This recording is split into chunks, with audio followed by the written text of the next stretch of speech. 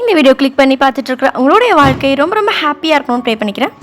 இந்த லாக்டவுன் டேஸில் முறுக்கு ரொம்ப முக்கியமான ஸ்நாக்ஸ் ஆகிடுச்சு. ஸோ அதுக்கு நீங்கள் ஊற வச்சு கடையில் போயெல்லாம் திரிச்சிட்டு வர தேவையில்லை. வீட்டில் இருக்கிற பொருளை வச்சு எப்படி சூப்பரான முறுக்கு எப்படி பண்ணலான்னு பார்க்கலாமா? அதுக்கு 1 கப் அளவுக்கு உளுந்து எடுத்திருக்கேன். இது வந்து உளுந்து முறுக்கு. ஸோ உளுந்து தான் மெயின். உளுந்து வந்து 1 கப் எடுத்திருக்கேன். அதை வந்து குக்கரில் போட்டு நல்லா கொஞ்சம் கழுவிக்கோங்க. கழுவி எடுத்துகிட்டு குக்கரில் போட்டு அது வேகிற அளவுக்கு தண்ணி ஊற்றினா போதும். மூழ்கிற அளவுக்கு தண்ணி ஊற்றிக்கோங்க. ரொம்ப எக்ஸஸாகவும் தண்ணி வைக்க வேண்டாம், ரொம்ப கம்மியாகவும் தண்ணி வைக்க வேண்டாம். கொஞ்சம் எக்ஸ்ட்ரா தண்ணி இருந்தாலும் பரவாயில்ல, நம்ம அதை வந்து முறுக்கு பிணையறதுக்கு வந்து யூஸ் பண்ணிக்கலாம். ஒரு 2 விசில் விட்டுருங்க.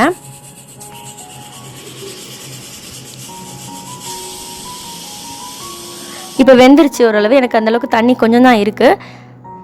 இப்போ கரெக்டாக வெந்திருக்கு. இப்போ இந்த ஸ்டேஜில் வந்து மிக்ஸி ஜாரில் போட்டு அரைச்சிக்கலாம். நம்ம உளுந்த வடைக்கு அரைப்போம்ல, அந்த மாதிரி நல்லா சாஃப்டாக அரைச்சி எடுத்துக்கோங்க. இதை அரைக்கும் போது உங்களுக்கு ஒழுங்காக அரையலைன்னா அந்த உளுந்து வேக வச்ச தண்ணி கொஞ்சம் மிச்சம் இருந்ததுன்னா அதை ஊற்றி அரைச்சிக்கலாம். அப்படி இல்லைன்னா சாதாரண தண்ணி ஊற்றி அரைச்சி எடுத்துக்கோங்க. இப்போ நான் நல்லா சாஃப்டாக அரைச்சிட்டேன். இந்த மாதிரி அரைச்சி வச்சுட்டேன். இப்போ இன்னொரு பவுலில் நம்ம உளுந்து எந்த கப்பில் எடுத்தோமோ அதே கப்பில் 3 கப் அளவுக்கு அரிசி மாவு எடுத்துக்கணும். அரிசி மாவுனா நான் இடியாப்ப மாவு எடுத்திருக்கேன், வறுத்த இடியாப்ப மாவு எடுத்திருக்கேன். உங்கள்கிட்ட அது இந்த மாவு இல்லை அப்படின்னா ரெடிமேட் மாவு விற்கலாம், இடியாப்ப மாவு, அது கூட நீங்கள் எடுத்துக்கலாம். உளுந்து 100 கிராம்னா அரிசி மாவு வந்து 300 கிராம் எடுத்துக்கணும். அதில் 2 ஸ்பூன் அளவுக்கு எள்ளு போடுறேன். இப்போ நான் எடுத்த அளவுக்கு வந்து எனக்கு ஒரு 50லேருந்து 60 முறுக்கு வந்துச்சு. 1 ஸ்பூன் ஜீரகம் போடுறேன். தேவையான அளவு உப்பு போட்டிருக்கேன். கொஞ்சோண்டு தனி மிளகாய்த்தூள் போட்டுருக்கேன். இது வந்து கொஞ்சம் காரமாக இருக்கிறதுக்காக. இது உங்களுக்கு வேணாம் அப்படின்னா நீங்கள் ஸ்கிப் பண்ணிடலாம். கொஞ்சமாக பெருங்காயத்தூளும் சேர்த்துக்கோங்க. நான் அது வந்து காட்ட மறந்துட்டேன். ஸோ அதனால் தனியாக எடுத்து காட்டிகிட்ருக்கேன். இப்போ நம்ம அரைச்சி வச்சுருந்த உளுந்து பேஸ்ட் இருக்குல்ல, அதை வந்து இதோட மிக்ஸ் பண்ணிடலாம். இதுலேயே கொஞ்சம் மாய்ஸ்சர் இருக்கும். ஸோ அதிலே மிக்ஸ் பண்ணலாம். உங்களுக்கு வந்து அதில் நிறைய தண்ணி இல்லை அப்படின்னா கொஞ்சமாக எக்ஸ்ட்ரா தண்ணி ஊற்றி மிக்ஸ் பண்ணிக்கலாம். பிணையும் போது சொல்கிறேன். இப்போ இது வந்து சப்பாத்தி மாவு மாதிரி பிணைஞ்சிக்கோங்க. இப்போ பிணையும் போது உங்களுக்கு இதில் இருக்கிற தண்ணி பத்தலைன்னா கொஞ்சமாக தண்ணி ஊற்றி மிக்ஸ் பண்ணிக்கோங்க.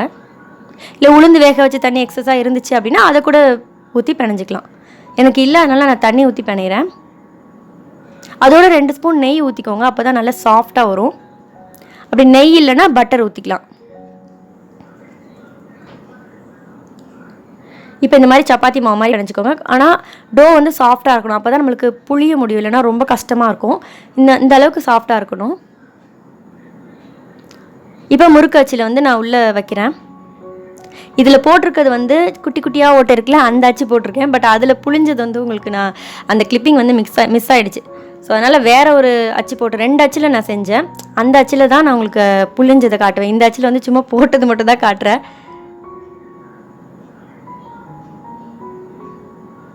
உங்கள் வீட்டில் என்ன வச்சுருக்கோ அதில் நீங்கள் போட்டுக்கலாம். இது ரொம்ப கஷ்டப்பட்டுலாம் புளிய வேண்டிய தேவையில்லை. ரொம்ப ஈஸியாக புளிஞ்சிட்டு போயிடலாம். ரொம்ப ஈஸியாக பண்ணிடலாம். இந்த முறுக்கு ரொம்ப ரொம்ப டேஸ்ட்டாக கிறிஸ்பியாக செம்ம ஹெல்த்தியான ஒரு முறுக்கு. ஏன்னா இது உளுந்தில் செஞ்சுருக்கனால ரொம்ப ரொம்ப ஹெல்த்தியாக இருக்கும். இப்போ இந்த மாதிரி வந்திருக்கு. பட் நான் இப்போ போட்டிருக்க அச்சு வந்து வேறு ஸ்டார் மாதிரி இருக்கிற அச்சு போட்டிருந்தேன். ஸோ அதில் புளிஞ்சு சுட்ட முறுக்கு அதில் வந்து கொஞ்சம் அந்த கிளிப்பிங் இல்லாதனால இது செகண்ட் வாட்டி சுட்டது வந்து நான் காட்டுறேன். பட் இந்த முறுக்கை விட அந்த முறுக்கு தான் நிறைய செஞ்சோம்.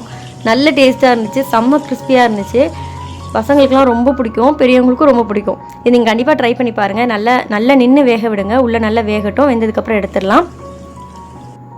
இப்போ முறுக்கெல்லாம் ரெடி ஆகிடுச்சு. நான் வந்து ஒரு ரொம்ப பெரிய பெரிய முறுக்காக போடல, ஓரளவு சின்ன சின்ன சைஸ் தான் போட்டிருந்தேன். ஒரு 50லேருந்து 60 முறுக்கு வந்துச்சு.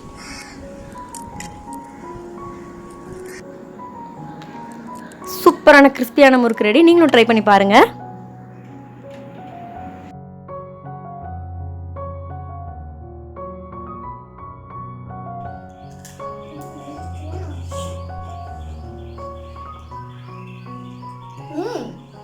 இந்த வீடியோ உங்களுக்கு பிடிச்சிருந்துச்சுன்னா லைக் பண்ணுங்க, ஷேர் பண்ணுங்க, சப்ஸ்கிரைப் பண்ணுங்க. எல்லா புகழும் இருக்கேன். பாய்.